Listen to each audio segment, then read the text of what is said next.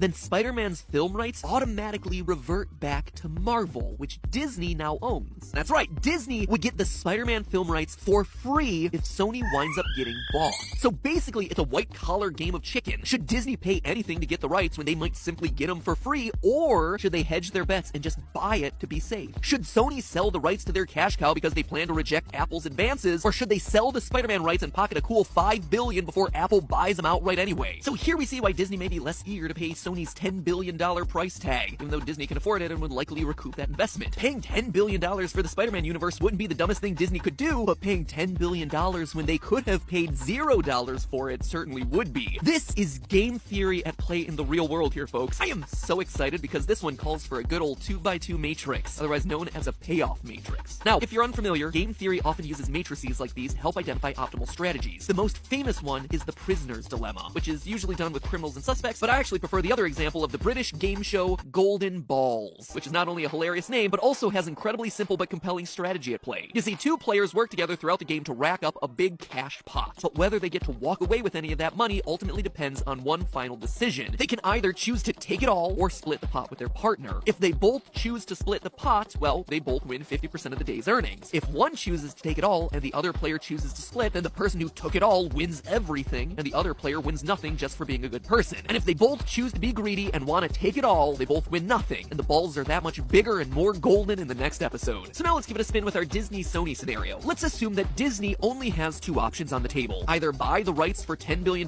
price tag that Sony wants, or wait it out with their current deal. Sony, meanwhile, will either get acquired by Apple or not. For our purposes, we'll assume